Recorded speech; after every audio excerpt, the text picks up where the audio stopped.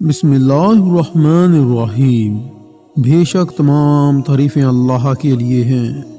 سامعین کرام السلام علیکم۔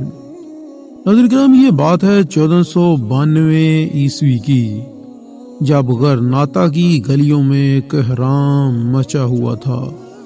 کیسر الحمرا کے سب سے بلند مینار پر اسلام کا جھنڈا اتر چکا تھا اور اب اس پر صلیب نصب کر دی گئی تھی۔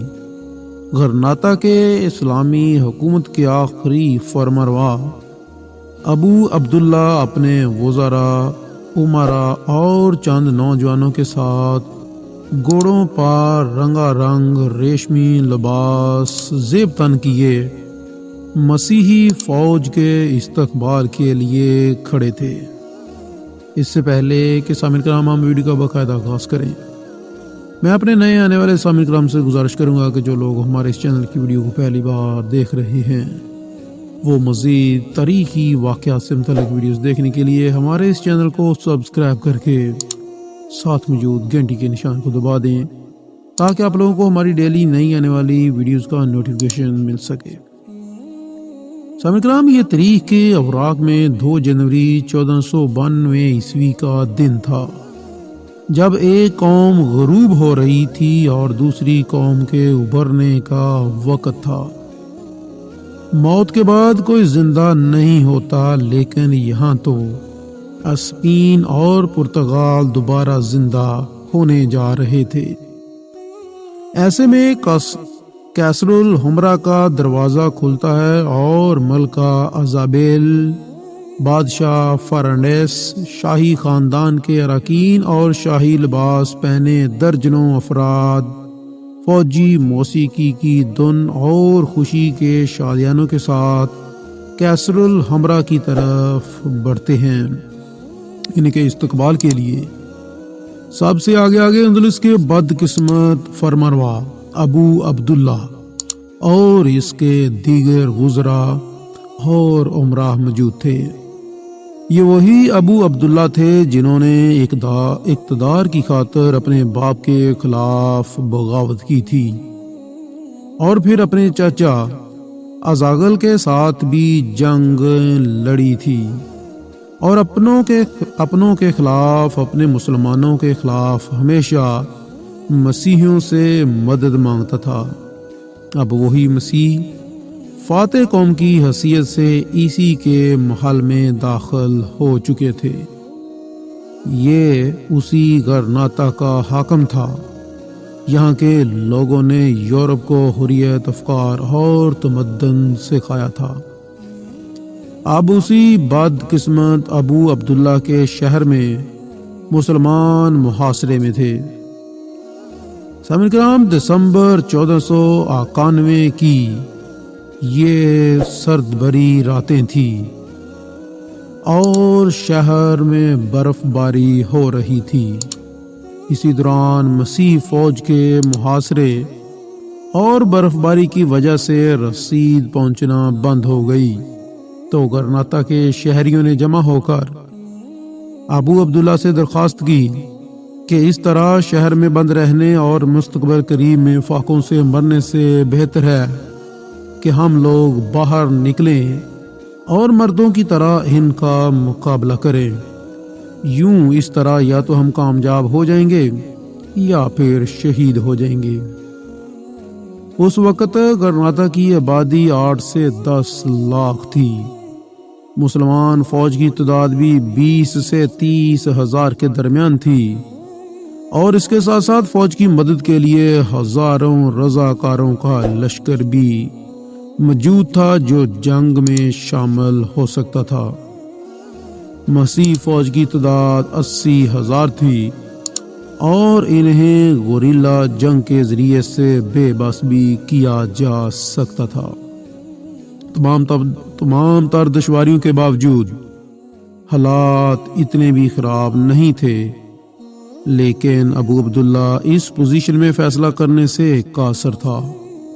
اس لیے اس نے اپنے امراء سلطنت سے مشورہ کیا، اور بدقسمتی سے امراء سلطنت میں وہ لوگ بھی شامل تھے جو دشمن کے ہاتھوں پہلے ہی بک چکے تھے، اور ان کو فکر صرف اپنی جگیروں اور اپنی دولت کی تھی۔ لہذا طویل بحث کے بعد امرائے سلطنت، درباری، فقہا اور مفتیوں نے فیصلہ کیا کہ عوام کے جان و مال وغیرہ کے تحفظ اور مذہبی آزادی کی یقین دہانی جیسی شرائط پر مسیح فوج کے ساتھ صلح کر لی جائے اور شہر کو ان کے حوالے کر دیا جائے۔ 30 دسمبر 1491 عیسوی کو ابو عبداللہ نے مسیحیوں کے ساتھ معاہدے پر دستخط کر دیے۔ دستخط کر کے اندلس میں مسلمانوں کے 800 سالہ سنہری دور کی روح نکال دی۔ معاہدے کی رو سے مسلمانوں کی جائیداد، مذہبی آزادی اور دیگر چیزوں کی حفاظت کے ساتھ ساتھ ابو عبداللہ کی جگیر کی تحفظ کو یقینی بنانا بھی مسیحی فوج کے فرائض میں شامل تھا، اور کہا کہ اس معاہدے میں شامل تمام شرائط کی تکمیل 60 دنوں یعنی کہ 2 مہینوں میں ہوگی، یعنی کہ فوری طور پر غرناطہ مسیحیوں کے حوالے کرنا ضروری نہ تھا۔ اور پھر جب مسلمانوں کو اس معاہدے کی خفیہ شرائط کا پتہ چلا تو ان میں شدید غصہ آیا اور وہ بے چینی میں مبتلا ہو گئے۔ ابو عبداللہ کو جب لوگوں کے غصے کا پتہ چلا تو انہوں نے بغاوت کے ڈر سے 1 جنوری 1492 عیسوی کو ہی اب ان مسیحیوں کو غرناطہ میں داخل ہونے کا کہہ دیا، اور یوں ملکہ ایزابیل اور فرنانڈس الحمرا محل میں داخل ہوئے۔ ان کے استقبال کے لیے سب سے پہلے ابو عبداللہ اپنے گھوڑے سے اترا اور مسیح حکمران کے گھوڑے کی باگ تھام لی۔ کانپتے ہاتھوں سے کیسر الحمرا کی چابیاں دشمن کے ہاتھوں میں دیتے ہوئے ابو عبداللہ نے کہا، یہ چابیاں اندلس میں عرب حکمرانوں کی آخری نشانی ہے۔ آج سے خدا کی مرضی کے مطابق ہمارا ملک، جانیں اور مال سب آپ کی ملکیت میں ہے۔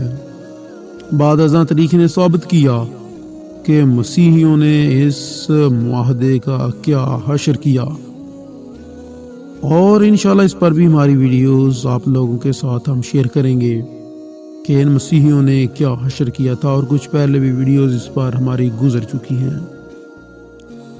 سامعین کرام، اس کے بعد مسلمان پر ہونے والے ظلم کا پہلا ذکر کیا جا چکا ہے۔ وہ غدار مقامی مسلمان اپنے انجام کو پہنچے جنہوں نے انعام و اکرام کے لالچ میں قوم کی پیٹھ میں خنجر گھونپا تھا، جہاں تک کہ ابو عبداللہ کا اپنا انجام یہ ہوا کہ تھوڑے عرصے بعد اسے اپنی جگیر سے بھی ہاتھ دھونا پڑا، اور پھر وہ جان بچا کر اندلس سے تینیوس منتقل ہو گیا، اور وہاں پر وہ بادشاہ فاس کے پاس ملازم بھرتی ہوا، اور پھر ایک جنگ میں مارا گیا۔